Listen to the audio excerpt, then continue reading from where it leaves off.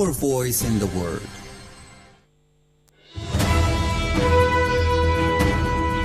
This is the English service of Radio Algeria International. It's time for the news. The Algerian diplomacy chief Ahmed Attaf has discussed with the Deputy Minister of Foreign Affairs of Germany, Katia Kuhl, the current state and prospects of partnership between the two countries. The interregional workshop on salaries and staff mobility has kicked off in Algiers with a focus on the importance of granting the UN staff fair and compulsive compensation. Algeria is presiding over an emergency meeting of the UN Security Council today on the situation in the Democratic Republic of the Congo.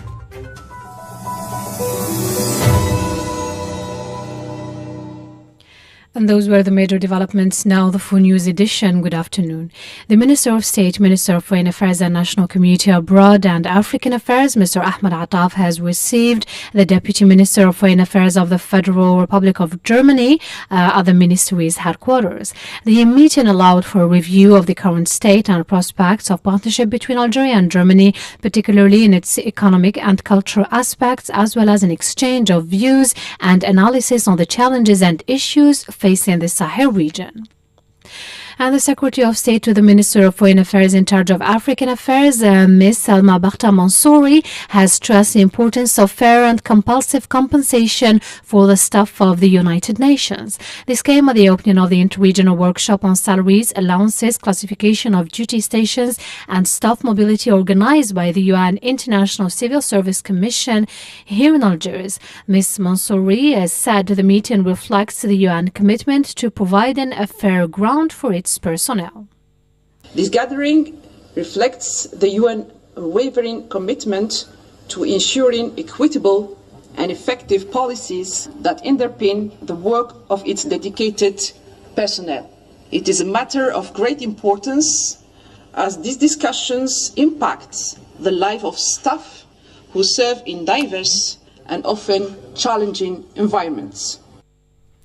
She added that granting the UN staff their financial rights and compensations are vital for the well-being of the UN workers. Fair and responsive compensations policies are not just technical necessities. They are essential to sustaining the moral well-being and effectiveness of those who carry out the UN vital missions around the world. The agenda of this workshop, as you have seen it, offers a comprehensive platform to review the current practices, identify areas for adjustment, and propose solutions that address both present challenges and future demands. Your deliberation will help ensuring that the compensation system remains aligned with the principles of fairness, transparency, and adaptability that define the United Nations Organization. Algeria is proud to host this event and to contribute to fostering dialogue on such vital issues. For his part, the chairman of the UN International Civil Service Commission, Larbi Jakta, said the workshop aims to implement the policies adopted at the UN level with regard to recruitment. This workshop brings together several major international workers from various United Nations associations. The workshop is tasked with explaining to the workers who are there to implement the methodologies and policies adopted at the United Nations level regarding recruitment, the conditions of the service for workers, and the daily life of the worker, from the first day until his passing. In other words, it accompanies the international workers in their role. This workshop is also an opportunity to explain and simplify the methodology to workers, whether they are human resources workers or those responsible for financial matters, on how to implement the policies adopted at the United Nations level. Let's note that more than 80 international civil servants representing 23 international and regional organizations, as well as executives representing Algerian institutions, are taking part in an inter-regional workshop on salaries, allowances, classification of duty stations, and staff mobility organized by the UN International Civil Service Commission in coordination with the Foreign Affairs Ministry. The Secretary of State to the Minister of Foreign Affairs in charge of the national community abroad, Sofiane Shaib, has met with the members of the national community living in the northern provinces of Italy under the jurisdiction of the Consulate General of Algeria in Milan as part of his visit to the Italian Republic.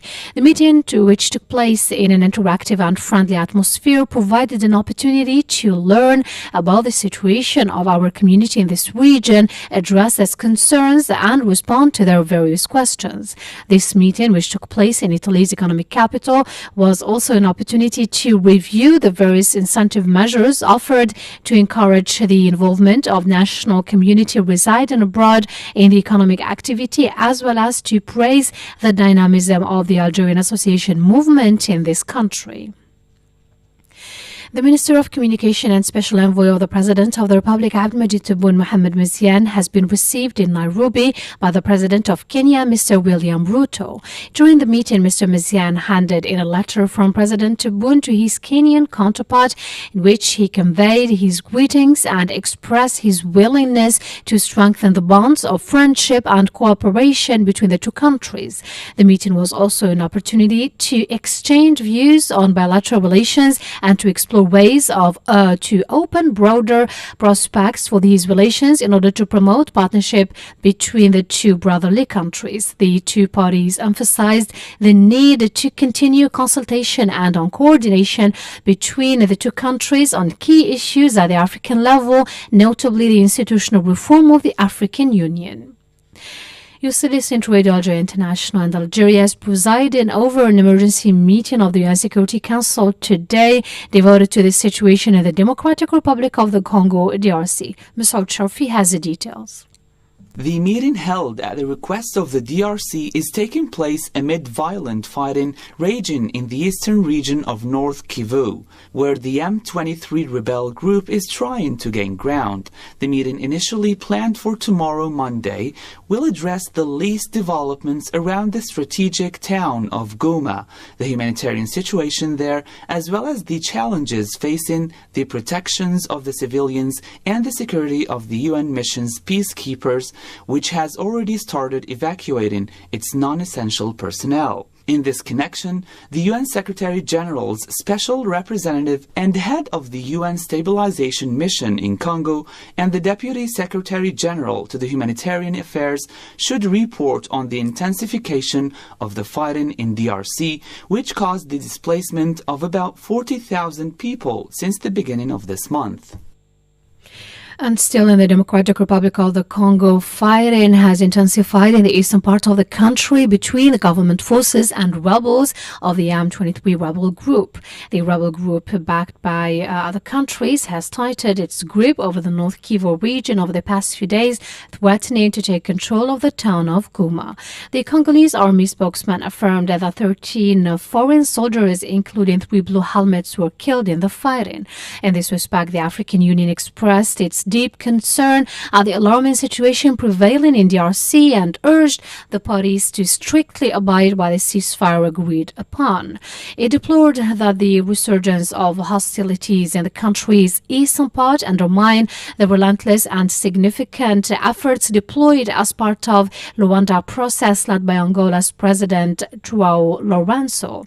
In a similar move, the EU member countries signed a statement calling on the rebel movement to put a halt to its progress and urging Rwanda to immediately withdraw from DRC. 3 days ago, the UN Secretary General Antonio Guterres said he was alarmed by the flare-up of violence in DRC, warning that it may increase the risk of a regional conflict.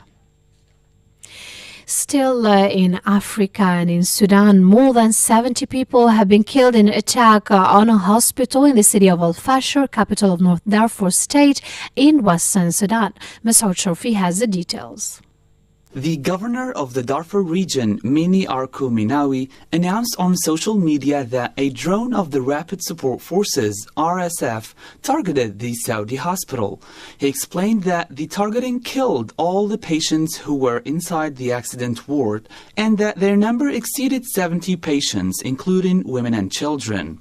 For its part, the El Fasher Resistance Committee said that the bombings led to the complete destruction of the hospital's trauma department and its decommissioning. On Friday evening, UN Secretary-General Antonio Guterres expressed his deep concerns over the escalation of the conflict in Sudan, calling on the parties to the conflict to exercise restraint. Since May 10, 2024, El Fasher, a city considered the center of humanitarian operations in the 5 Darfur states, has been the scene of clashes between the Sudanese army and the Rapid Support Forces. Meanwhile, the World Health Organization has called for an end to attacks on healthcare workers and facilities in Sudan after a drone attack on a hospital in Sudan's North Darfur region killed more than 70 people and wounded dozens.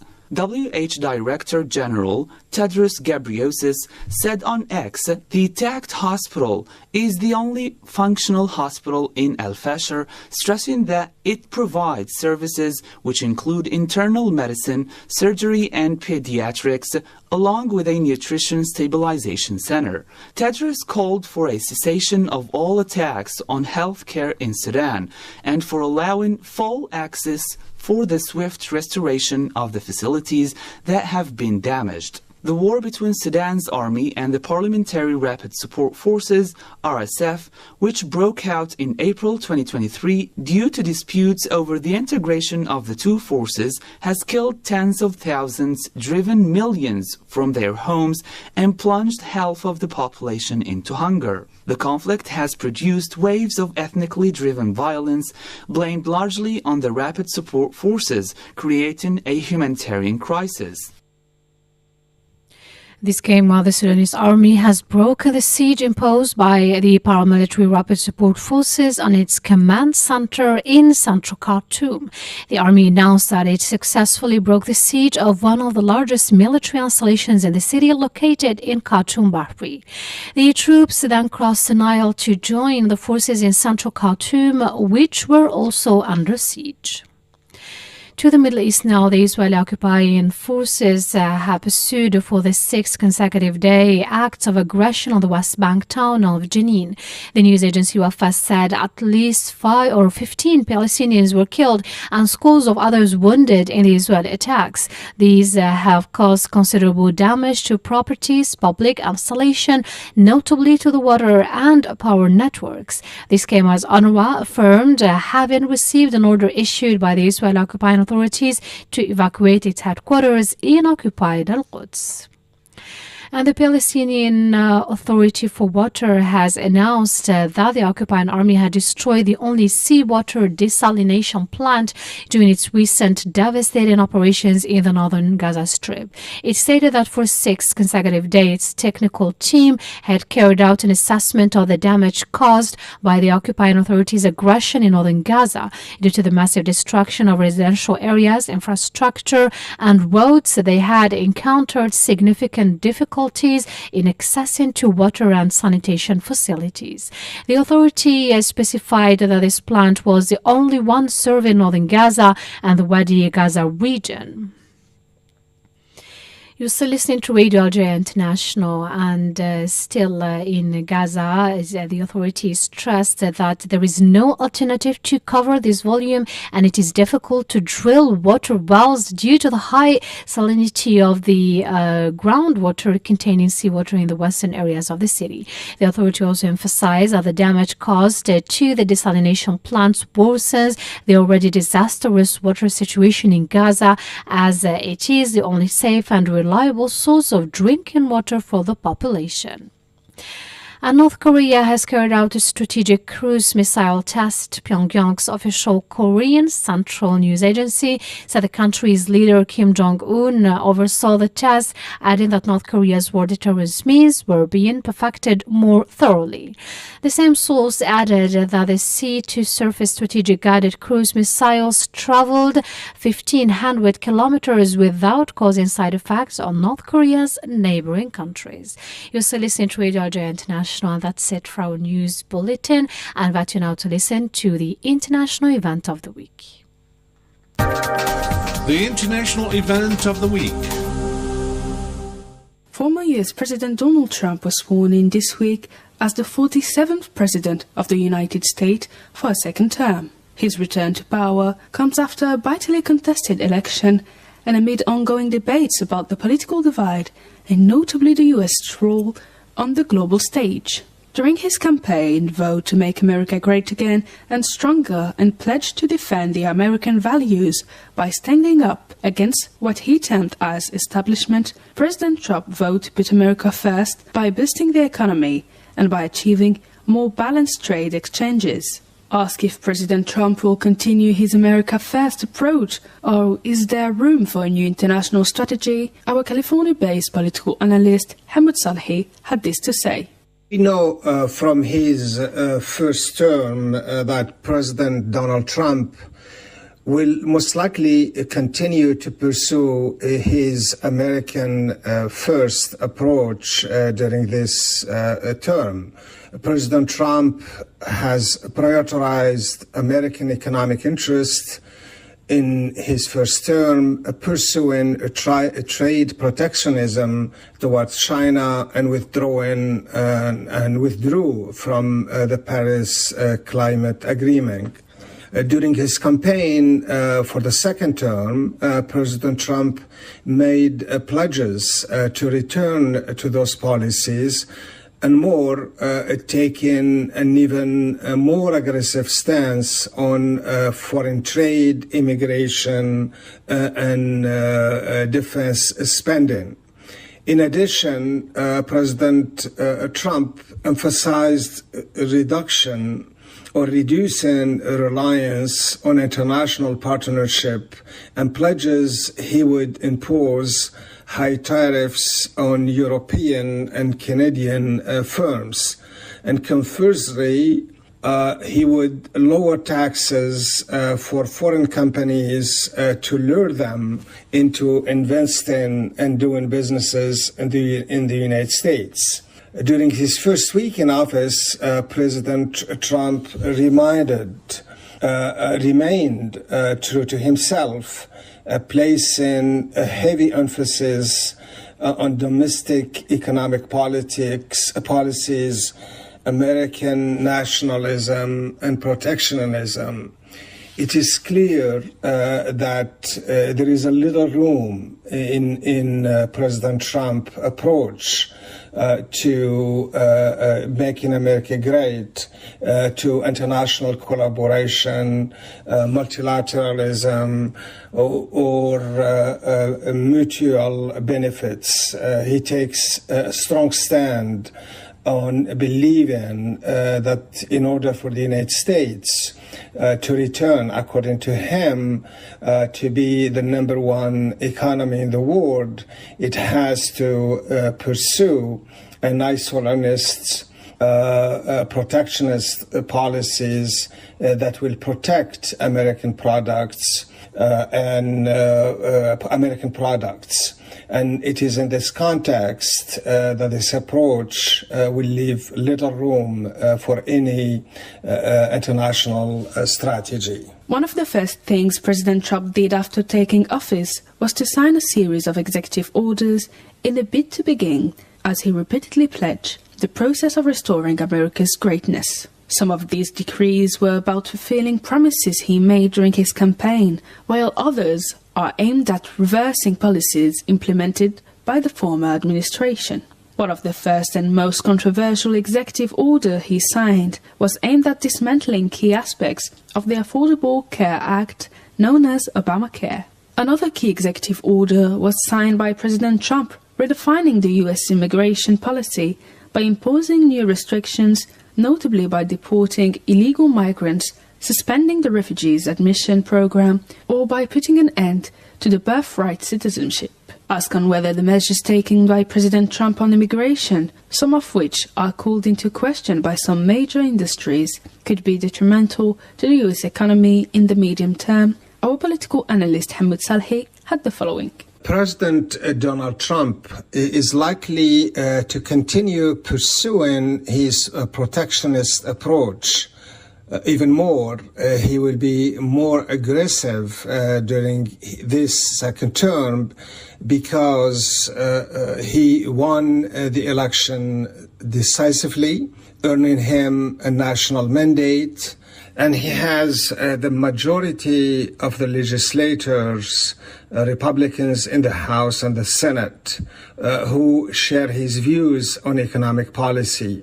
This means that President Trump will be able to push his agenda through, and to a great extent, and with Congress backing him up.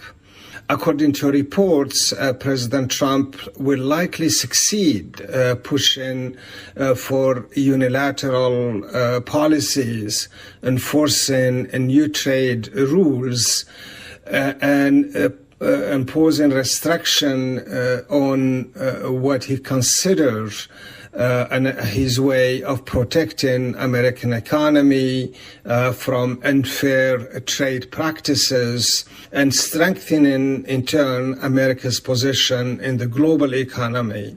He will do that, according to him, by bringing back to the United States the most important multinational companies, all with the aim of securing, according to him, America's economic independence and prosperity. But this unilateral approach comes with risks.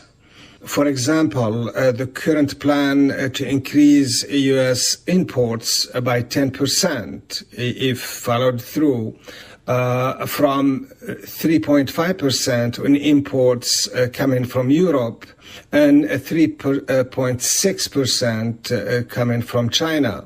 If these tariffs were implemented, this would be 3 times more than what the continent of Europe and China, or the countries in Europe and China, paid before.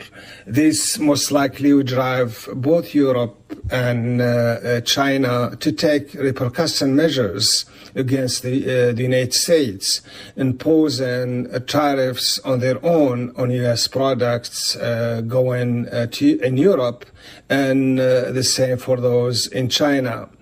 Some have assessed this impact or this response by the Europeans and the Chinese to have serious implications on the prices in the market, consumer prices probably, and also driving, to some experts say, lost prosperity, meaning that the American economy will be impacted negatively rather than positively.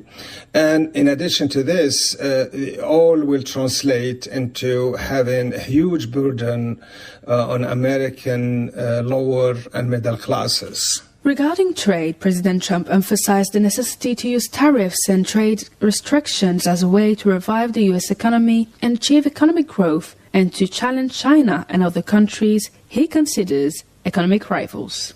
He has already announced an increase in taxes on imports and in an attempt to tackle what he perceives as unfair trade practices. Asked if President Trump will continue implementing a protectionist approach or open up to a global vision involving new partners like China, our political analyst Hamoud Salhi commented the issue. President Trump's immigration policies is very controversial, and it has a serious impact on American economy. Experts warn that it could drive up inflation, a loss of businesses. This is all due to the shrinking of the nation's workforce. particularly in lower wage sectors such as agriculture, construction, and food services.